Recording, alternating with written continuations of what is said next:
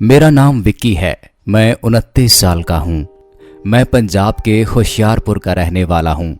आपको ऐसे बहुत से लोग मिलेंगे जो बोलेंगे कि वो भूत प्रेत जैसी चीज़ों पर यकीन नहीं करते, लेकिन आपको बताना चाहता हूँ कि इस दुनिया में अगर भगवान है तो शैतान भी है। मेरी लाइफ में भी ऐसे बहुत से किस्से हुए हैं जब मेरा सामना ऐसी चीज़ों से हुआ है। आज मैं आपको उन्हीं किस्सों में से एक किस्सा बताने जा रहा हूँ। ये पहला किस्सा 15 साल पहले का है। मैं अपनी फैमिली के साथ गर्मी की छुट्टियों में अपने नानी के यहाँ हिमाचल गया हुआ था। वो पूरा पहाड़ी इलाका था और घर भी एक दूसरे से दूर दूर बने हुए थे। तो वहाँ जाके मैं और मेरी मौसी का लड़का हम दोनों घर के सामने छोटे से पार्क में दिन भर खेलते रहते थे। वहाँ खेलते खेलते हमें अक्सर एक बुढ़ी औरत सफ़ेद कपड़े पहने हुए घूमती हुई दिखाई देती थी। दिखने में वो कोई भीख मांगने वाली औरत लगती थी। वो चलती भी बिल्कुल धीरे धीरे थी। वो अक्सर हमें छुप छुप के देखा करती थी, लेकिन वो आती रोज थी। तो ऐसे ही एक दिन रोज की तरह हम दोनों वहीं पार्क में खेल रहे थे तो वो औरत अचानक हमारे पास आ गई।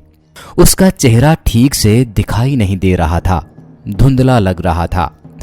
पास आके वो मुझसे बोली कि बेटा, क्या तुम मुझे पानी पिलाओगे? मुझे बहुत प्यास लगी है। तो मैं घर के अंदर गया और उसके लिए पानी लेकर आया। उसने पानी पिया और फिर मुझे और मेरी मौसी के लड़के को खाने के लिए 2 अमरूद दिए और वहां से चली गई। हम दोनों ने वो अमरूद खा लिए, लेकिन अमरूद खाते ही वो औरत फिर से हमारे सामने अचानक से आ गई और जोर जोर से हंसने लगी और फिर से गायब हो गई।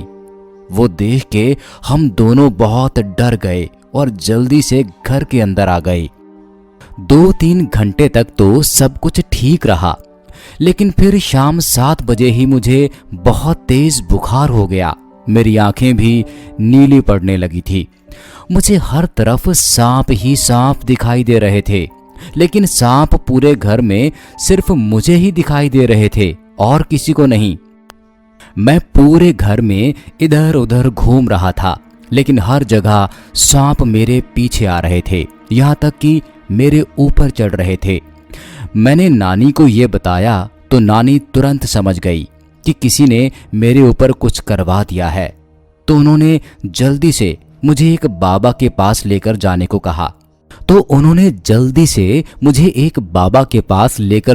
कहा। तो मेरी मम्मी और मामा मुझे लेकर स्कूटर पर बाबा के पास जाने के लिए निकल गए। स्कूटर पर मम्मी ने मुझे गोद में बिठाया हुआ था। उस वक्त भी मेरे हाथ में 2 सांप लटके हुए थे और बहुत सारे सांप मेरे पीछे आ रहे थे। थोड़ी देर बाद ही हम बाबा के यहाँ पहुँच गए। उस वक्त रात के 12 बज चुके थे। उनके मंदिर में जाते ही वो सांप जो मेरे हाथों पे लिपटे हुए थे वो भी गायब हो गए। फिर जब हम बाबा के पास पहुँचे तो मुझे देखते ही वो समझ गए कि इनके ऊपर किसी ने कुछ करवा दिया है। उन्होंने मुझे एक नारियल खाने को दिया। मैंने वो थोड़ा सा ही खाया था कि मुझे उल्टी होने लगी। उल्टी में वो अमरूद भी बाहर निकल गया जो मैंने दिन में खाया था, लेकिन अब उसका रंग काला पड़ चुका था। उसके बाद उस बाबा ने कुछ झाड़ फूंक किया और बताया कि वो एक शैतान डायन है। उसने बताया कि तुम्हारे बेटे की कुंडली में कुछ ऐसा है जिसको मारकर वो इसकी आत्मा को कंट्रोल करना चाहती है और वो बहुत ही ताकतवर डायन है। उस डायन को मार के ही इसकी जान बचाई जा सकती है। उन्होंने कहा कि मैं इस लड़के के हाथ पैरों पर धागा बांध दूंगा जिससे कि वो इसका कुछ नहीं बिगाड़ पाएगी, मगर आज रात 3 बजे से पहले तुम लोगों को घर पहुंच के इस काले अमरूद को भगवान के सामने आग में जला देना होगा। उन्होंने कहा कि तुम्हारे पास टाइम बहुत कम है, तुम जल्दी से यहाँ से निकल जाओ। तो हम लोग जल्दी से वहाँ से निकल गए। मैं बिल्कुल बेहोश हो चुका था। मामा बताते हैं कि जब हम वहाँ से आ रहे थे तो वो डायन बीच बीच में उनको रास्ते में दिखाई दे रही थी, लेकिन बाबा ने हमें बताया था कि वो हमें सिर्फ डरा सकती है, हमारा कुछ बिगाड़ नहीं सकती। कुछ ही देर बाद हम घर के पास पहुंच गए। हमने देखा कि घर के करीब 200 मीटर दूर एक पेड़ के ऊपर वो औरत बैठी थी और जोर जोर से पेड़ को हिला रही थी।